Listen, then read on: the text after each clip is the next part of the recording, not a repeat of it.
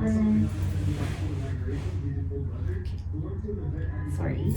Then I might fix this. Thank you. I tell them about the event. Are you putting the poster somewhere? Jonah, while we're doing our interview, could you go to Sogan's profile? There's an event for March 29th. Put on our story. Okay. And then during our interview, we can say, for more information, go to our story. The link is in our story, basically. So, Hello, Turn listeners. It's Sapreed, and I'm broadcasting live from Station Park on the corner of White Ave and Gateway Boulevard. It's been a minute since we've connected. I know it's been a few days since. Well, I'm back today, and with me is a very special guest who I'm going to be introducing very shortly. We're going to quickly take a look at the weather as we speak. So if you're heading over, walk by, say hi. Today, we're also giving away a $100 gift card to Edmonton Downtown, which you can use during Downtown Dining Week or even outside Downtown Dining Week. This is Sapreed on the Universal Radio Network, and as I mentioned today, we have a very special guest in the studio. I would like to welcome Sogan Hagigi, who is an Iranian-Canadian mental health professional, an intersectional content creator, a trauma-informed influencer who holds a master's degree in counseling, a bachelor's degree in psychology and sociology with special training in health and wellness, lifestyle coaching, and cyber counseling. Well, welcome. thank you for having me. No, thank you for being in the studio. I know it's your first time in our space, and I'm super excited. I know we have a meaningful conversation ahead, and I just want to say welcome, first of all. Thank you. It's so cozy. I love it. Everybody should come check it out. Yeah, and I know while I was doing your intro, people probably are assuming you're like 50 or 60 years old with how accomplished you are, but she is very young. If you're walking by, you can look in and see how young she is. I know every time I read your bio, I'm like, hey, how has she accomplished so much in such a young age? I'm a nerd. I'm actually thinking about doing my third doctorate as we speak. Wow. But I've been trying to not, been trying to be relax. Yeah. But there's no rest for the wicked. Absolutely not. And you've done some amazing work just within our city as well. And I know we're going to talk about an event at the end of this conversation as well that you're bringing to our city, which I think our listeners will really resonate with. So I'm excited to share that. But before we get into that, I want for our audience to get to know you a little better. Okay. I want to begin by talking about your career path. What inspired you to enter the field of mental health? And also, I want you to share how your journey as a mental health professional has shaped your approach to care. Oh, those are really good questions. So your first question was, how did I get basically involved? Yeah. Well, remember the Oprah Winfrey Show? I absolutely do. So when most youngins were trying to watch cartoons and stuff, I would count down the hours till 5 o'clock to watch the Oprah Winfrey Show. And I knew I had a passion for listening to people's problems. And although Oprah was not a therapist or a counselor or anything, she held a safe space, although that's what we saw. There's some feedback now that's otherwise. And so I really enjoyed that. And so I knew that I want to do something like that. And then in my bachelor's, I changed my degree a few times. At one point I wanted to be a dentist. Well, didn't go very far. I'm not really science savvy. I'm more social science savvy. And so, yeah, I took some psychology, sociology courses, did some research assistant work with some really amazing professors in both psychology and sociology. And I was like, yeah, this is what I'm meant to do.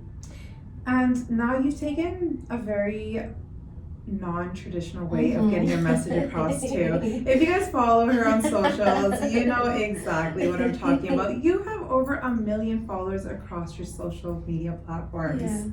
Yeah. So this innovative approach to get the message out when it comes to mental health, loving yourself, well-being, Yeah. going to your page is like a burst of confidence. Thank you. I go to your page and I'm like, I got it. Like I feel like good. I just have it. That's So so how sweet. did you take your education and now take this innovative approach that is more it's more easy for people of my generation, I feel, to actually connect with your content? Yeah. So what inspired that? Oh, that was so kind. Thank you. Well, I was looking for people to really look up to and to really connect with, and there weren't a lot of businesses in the mental health field prior to the pandemic doing what I'm doing. And so honestly, I did my coaching certifications after I did my master's because I didn't know if I wanted to take the traditional counseling route or the coaching route. And I'm doing more coaching, honestly. But I bring, both streams of education in because I'm trained in both the counseling and the coaching. And so really I started looking at coaches in the city and how they were doing it, and social media influencers, because I already had a following when I was doing my master's, and I knew I wanted to fuse it somehow. And yeah, it just worked. So now everything that I post, it's with the intention of mental health, and this is going to resonate with somebody, and I'm glad it does. I'm really happy it does, because that's the intention. Whether it's 2 people viewing it, because sometimes the algorithm doesn't work for my favor, or whether it's millions of people, when you go viral, the intention is always the same. Now, a lot of our listeners, and you and I both, we come from the BIPOC communities. Yes. And now mental health stigma is still very significant in these communities. Mm-hmm. I do want to understand from your narrative, why do you think there's still resistance in seeking therapy? And how can we begin to change that narrative in these communities? There's a lot of resistance, not just therapy. I feel like talking about your problems to anybody, even if it's your doctor, like a medical doctor. Not like me, a doctor, no. And I think it's because in a lot of communities, it's been hush-hush culture, don't talk about it. So you're not even supposed to talk about it amongst each other, let alone some random stranger that you found on social media. And so, with that though, unfortunately, I was just listening to a neuroscientist, because that's what I do for fun. When I get ready, that's what I listen to. And she was talking about how we have alarming levels of cortisol in our bodies right now because of so much psychological threat that we see on social media, that we, inflation, recession, political, everything. And so it's getting harder and harder to keep it in. And studies are showing that we're in an isolation pandemic. People feel super lonely, even though social media is supposed to be connecting us. And I feel like once people can recognize that this is not just them, it's like a global issue, then maybe they'll give themselves permission to reach out. And it doesn't have to be reaching out to someone like me, that might be too intense. It could be free webinars, free workshops. There's a lot of free resources out there for people who want to just begin. And maybe they're not ready to talk to somebody, but they're ready to start at least reframing their own thoughts. There's worksheets. Your folks, your listeners, if they want to, they can email me and I can send them a free worksheet bundle to really start challenging that narrative of I have to keep this within, and I have to keep this to myself. So I think that's really how you begin, and then it gets to a place where you're ready to talk to somebody. That's very true. I always say the first step is being open to the conversations. Yes. I've noticed even some people who are not part of the conversations, just the fact that there are conversations happening, even that is not acceptable still to some people. Yeah, because I feel that sometimes folks aren't open to it because they're not open to themselves, because they, mirroring neurons, you see yourself in others in ways that might be uncomfortable for you. And so folks, if they're able to just recognize that, okay, we all have strengths and weaknesses, and these are things that I'm seeing in somebody else that also are within me that I'd like to change. That usually happens in these kind of conversations. I think sometimes people think that healing is all beautiful and glorious and running in the fields, and it can be all of that, but it's also difficult to challenge the programming that's done, whether it's through social, stimuli, your environment, school, whatever. It's difficult, but you're trapped for so long. It's okay to get out, That was really well explained. I've never heard anyone put it in that way, and that actually really made a lot more sense to me. Thank you. I feel like when it comes to the subject of mental health, often a lot of us find it daunting, even trying to understand the concept, or we're scared to even have conversations with people like yourself because we feel like it's not something that we would understand.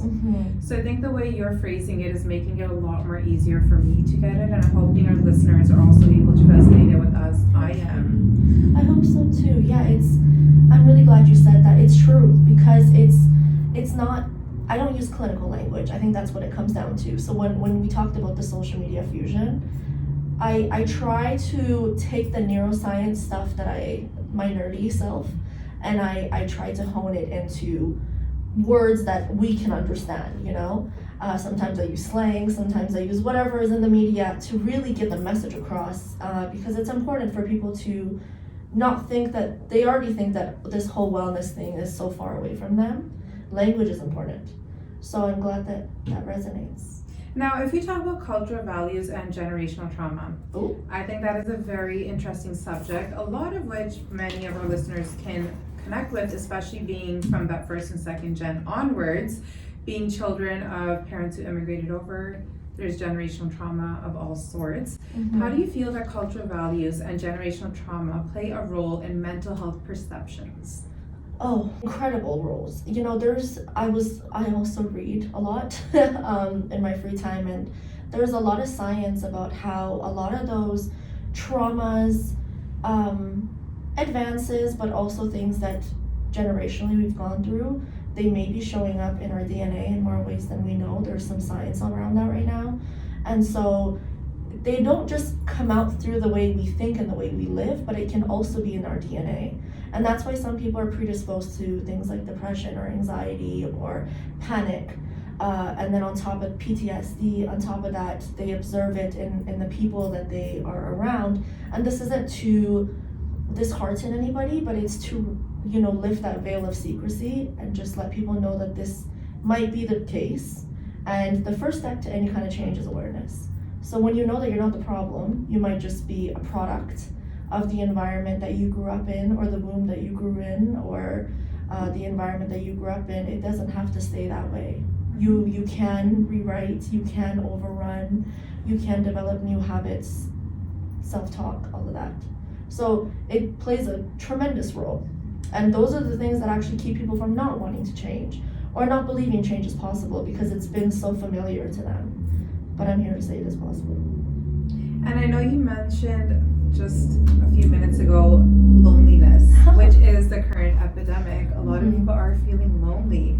For our listeners who are struggling with family or community stigma or loneliness itself, what advice could you give them to start this conversation, even when it comes to loneliness? The amount of conversations I've had, especially post-pandemic, about individuals who feel lonely, but they're not able to admit that to their parents, to their significant others, to their friends. So how do we get those conversations going of putting those vulnerabilities out there so that people are able to understand what you're going through? You're asking really good questions. I want you to know that. What we're doing right now, we're outside. I did a little haha while you were talking about loneliness. I did not mean to be insensitive. There was just somebody smiling. That is just an act of smiling. Being around people is one way to get out of that loneliness. If you don't feel like you are heard and seen in your environments, creating your own chosen family, chosen environments. I do that all the time. I go to dog parks. I don't have a dog. And I go there just to connect with people's dogs. It's free serotonin, why not? I go to parks a lot. I've been really working on romanticizing everything from the leaves are coming back. We can see the concrete again. Look at how my heels sound on the heels sound on the concrete. Just those very mundane things I've been working on, and a lot of people have to start working on to start getting out of that loneliness loop. Because yes, it's true. A lot of people, even though they might be surrounded by folks, they feel lonely. So again, going back to that awareness, it's important to admit, at least to yourself, that you're lonely, and get out of your head and get out of your space if you can. And if you can't, again, those webinars, workshops, there's a lot of people offering free consultations, free groups, drop-in stuff. That's how you start building community that maybe might also feel lonely, so it doesn't have so much stigma. And then eventually you'll get to a place where you can tell your folks. And from your opinion, again, this is a question I think is quite interesting, because going to a park, reaching out to people, playing with their dogs, that means you're basically having a conversation with someone you're not familiar with. Yeah. In your opinion, for those individuals on the receiving end, is it usually a welcoming experience?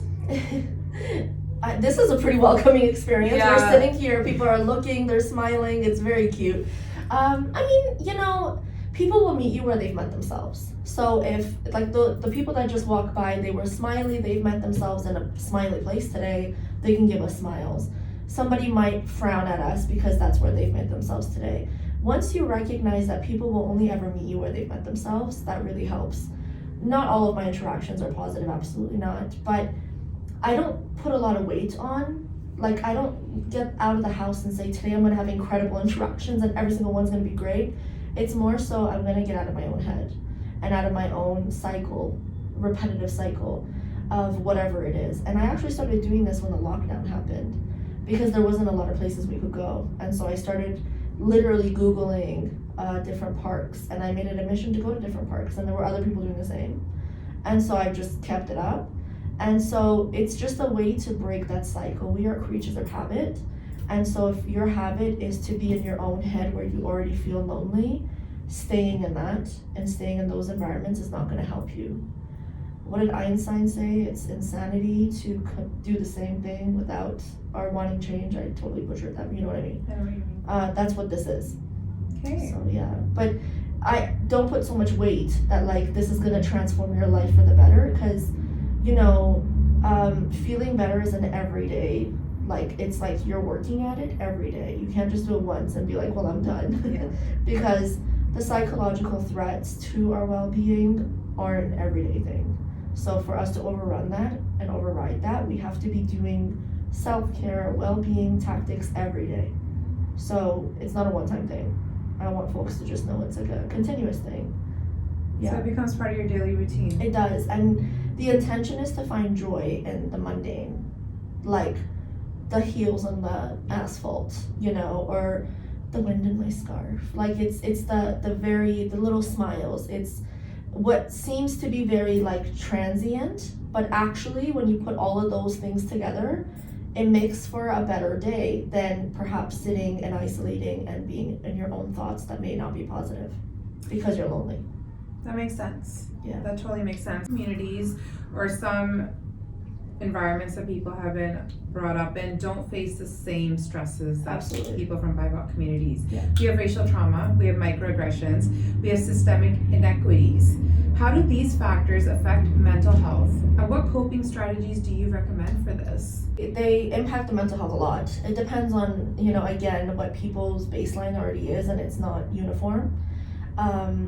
But again, recognizing what I first do with a lot of clients is I ask them to do a mood chart or like a mood evaluation and just like keep track of like when does your mood drop throughout the day and what are you doing when it drops? Is it that you're doom scrolling? Is it that you're not talking to anybody? You haven't drank water?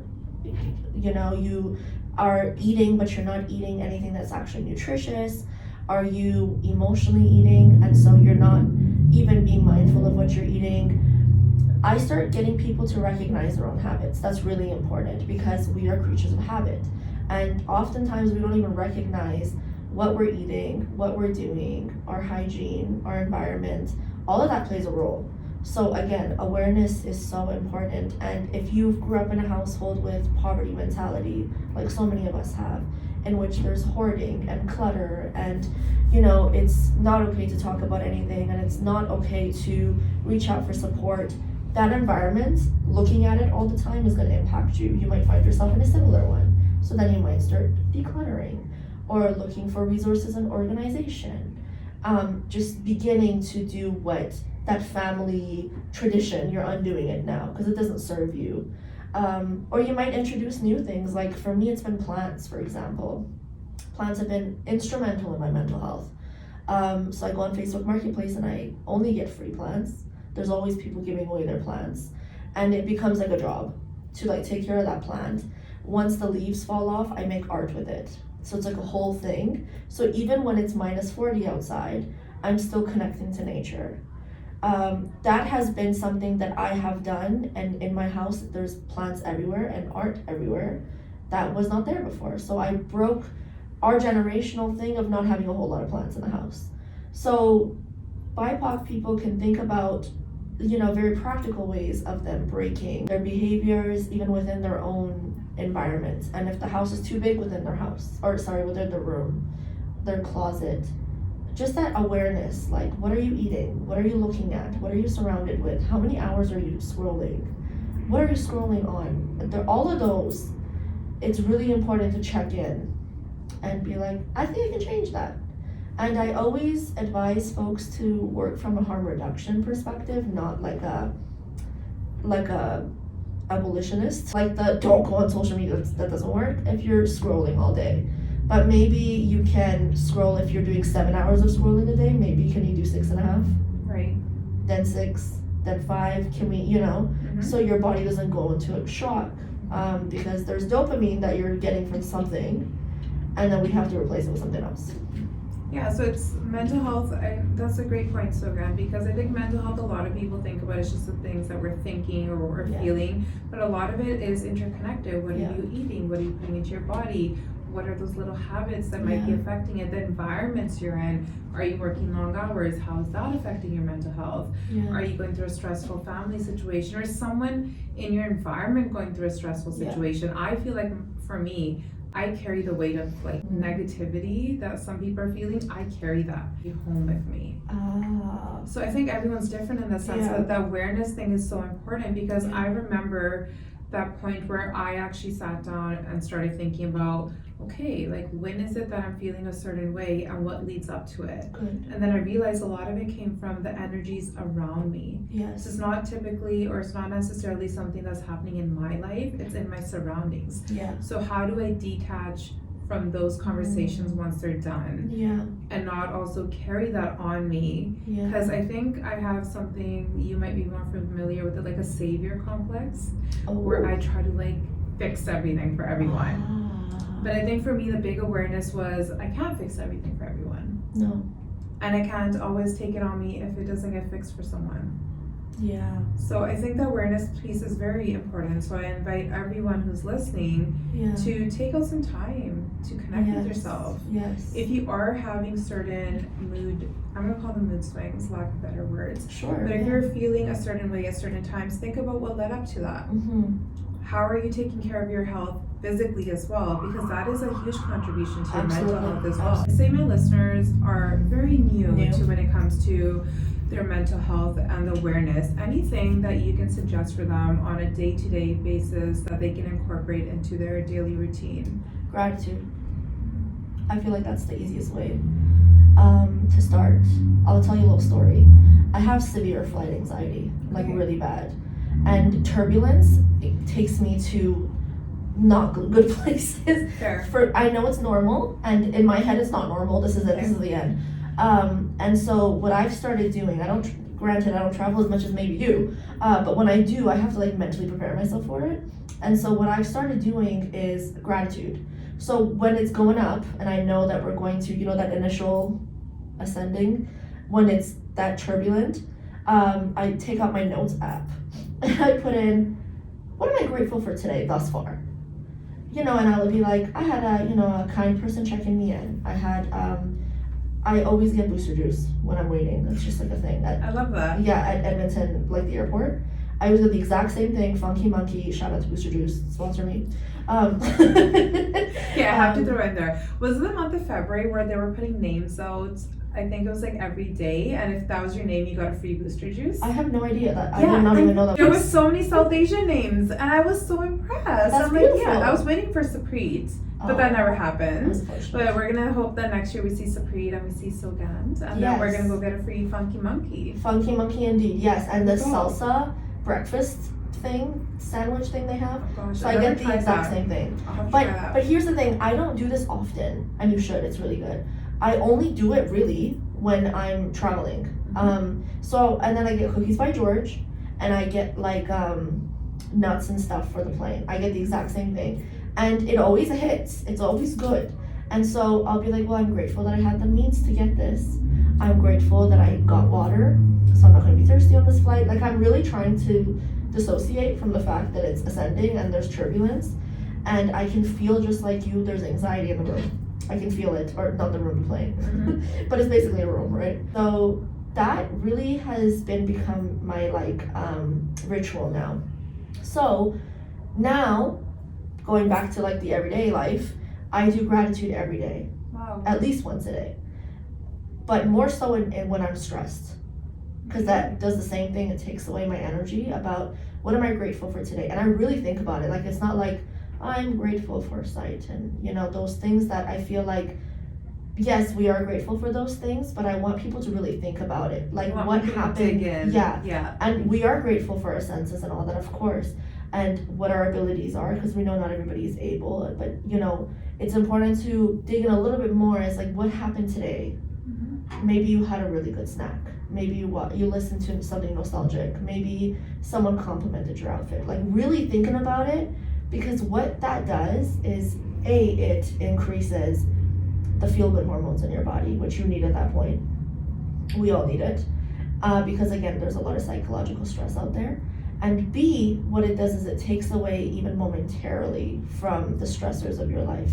The stressors don't stop, as if we've learned anything since the pandemic. It's that it's unpredictable and it doesn't stop. And that's, again, not to scare folks, but to remove the veil that we just don't know. But what you do have control of is gratitude exercises. And there's always something to be grateful for. And so if you start doing that, even momentarily, you're disrupting that pattern of your brain of perhaps negative self-talk, negative thinking. Law of attraction is real. And so even momentarily, you're at least making it a part of your day, once a day. It's like a few seconds or a few minutes, it's not long, to disrupt that cycle.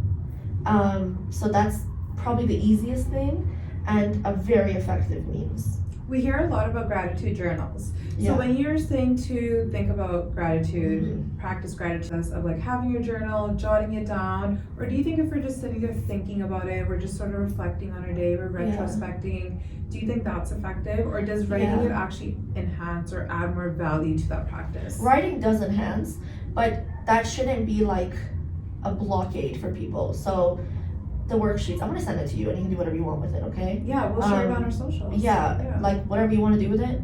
It's like 36 pages and there's gratitude in there. Excellent. So if folks want to use that, great. But if not, what are you doing when you're doing the gratitude? Is it when you're scrolling? That's not good, because then you're getting dopamine, but also psychological stress, and you're trying to feel better at the same time. So if you're actually going to just reflect, make sure that your environment is giving you like mindfulness and a place of reflection. But yeah, I think that anything is better than nothing. So if folks are new to this, then don't let the paper jotting, because that can also be triggering for folks, especially if they've had a history of journals being used against them or things that they say or write being used against them. We don't want that. But if not, yeah, journals are great. But it doesn't even have to be like a gratitude journal. It could be pieces of paper. Our friends are coming back. I'm gonna wave at them. It could be, literally you go to the dollar store and get like construction paper and make it pretty. You could use recycled paper. It doesn't have to be like a journal. I feel like sometimes those wellness tools are blocks to us getting somewhere. And if that's gonna help you, great, but if not, don't let it stop you. Just the point and the intention is to disrupt your negative cycle, be it negative thinking, negative talking, negative doing, even momentarily to reflect on what's good in your life. That's the intention. So whatever way you can spice that up, do it. Some people do it through meditation. There's gratitude meditations. Some people, like me, I do it while I'm outside in nature, especially around full moon, sunsets, that stuff, but also around my plants, because we can't always be outside, with our weather. So it's just, or like with pets, when I hold my cat and I do it with her. So those are ways that I'm away from social media, away from doom scrolling, because I am also guilty of all the things I'm talking about. It's intentional to get away, because you have identified that though amazing things can come from this phone, like folks might be listening on their phones, we know that other things might cause, and our brain doesn't always know what it's going to see when you're scrolling. But if you put it away and you have like a little corner where you're like, okay, this is my time for meditation or gratitude, mindfulness, whatever, it becomes habitual, and that will definitely help. Yeah, but it has to be an everyday thing. Right. I don't want folks to just do any of these just once and be like, well, so good. Yeah. It's not working. I had a bad day today. I'm gonna practice some gratitude. Why am I not fixed yet? And I think I'm glad that you said that. The intention is not to fix anything, because so much is out of our control. If you've had a negative interaction with a colleague, with a friend, with a family member, you may not be able to fix them immediately, and you may not even be able to fix how you feel. But you can take your attention away and think about, I had some really good blueberries today. I'm gonna think about those blueberries today. You know what I mean? Or the sun was really pretty. The sunset was pink today. Like, even momentarily, you're disrupting the nervous system, and you're taking it from fight or flight, which is what happens when you're super stressed out. You're taking it from the sympathetic nervous system to the parasympathetic nervous system. I feel like they recognize me, those two that just walked by. I heard them say your name as Oh, did you? Yeah. I can just tell from like the look now. Yeah. That was cute. Yeah. For everyone who might be tuning in, we're broadcasting from Station Park, corner of White Ave and Gateway Boulevard. And the fun thing is you can see us. You can literally see us if you're walking through Station Park. And I think we just had some fangirls for Sogan walk by. So that was very, very lovely. That was really cute. But yeah, so yeah, those are some things to think about, is just being very intentional, and gratitude. Like, I think if folks want to take one thing away from this whole conversation, gratitude. Okay. Yeah, and mean it. Because emotional electricity, emotional intensity is important. Like, you can't be like, oh, I have to do a gratitude exercise. Like, actually mean it. If you had a good glass of water today, mean it. Yeah. You know? Totally. Like, I like your hair color. I mean it. Like, you know what I mean? Like, it has to be something that you mean. It can't be just like habitual, because then it's just like every other habitual thing that you're doing already that's not working. Yeah. And now I'm going to tell you a quick story about my gratitude journal. So someone gifted me a gratitude journal. It was very pretty. It was like a luxury brand. And I'm like, okay. So I kept looking at it. I never broke that thing of like, I don't know. It was just daunting to me of like, oh my God, I'm going to pick up a journal. I'm going to write in it of what I'm feeling, Yes. what made me feel good. So it never Yes. happens. Okay. It never happened for years. It sat there. Yeah. And then I started getting into this habit of, so in the mornings I meditate. So I'm like, at the end of my meditation, I'm going to talk about 3 things that I was grateful for about the day before, basically. Okay. So that's what I started doing. I don't know if it was the component that I'm actually thinking about the positive things, or if it was the fact that for those couple of minutes in a day, those were like mine. Like, that was my time. It's probably both. It could be both. Yeah. And like, it meant a lot to me to be able to, and it still does, that I'm able to take out 5 or 10 minutes a day Yeah. where it's just about me. Yeah. Being in a life where I do have a busy schedule. Yes. So that gratitude time means so much more to me. Yeah. And the reason why I'm saying this is for any of our listeners who are thinking about it, or maybe after this conversation you're going to try it out. Don't just think of it from a perspective like, oh, I'm going to think about positive things. Think about it that you own that time. Absolutely. That is your time. Yeah. And just going back to that BIPOC thing that we were talking about, for a lot of us, time hasn't always been ours. Sorry, I feel like I'm rubbing against your mics here. Sorry, listeners. That is okay. If I am. I feel like time has never been ours, or limited, and we have been, in a lot of cultures and traditions, made to feel bad about using time to be ourselves, or to do whatever, meditate or gratitude. And giving yourself permission is really important. And we know, like, gender plays a role, you know, your role in the family plays a role, your placement in the children plays a role, all of that stuff plays a role, but time, yes, it is yours. And it doesn't have to be long, right? But it will do wonders for your mental health if you keep it up. Well, thank you for sharing that. We're going to be back after a break, but stay right here because Sogan is hosting an event in Edmonton on the 29th of March. We're going to talk about this right after this break. You're listening to the Universal Radio Network. It's Supreet, and we're on 97.9 FM.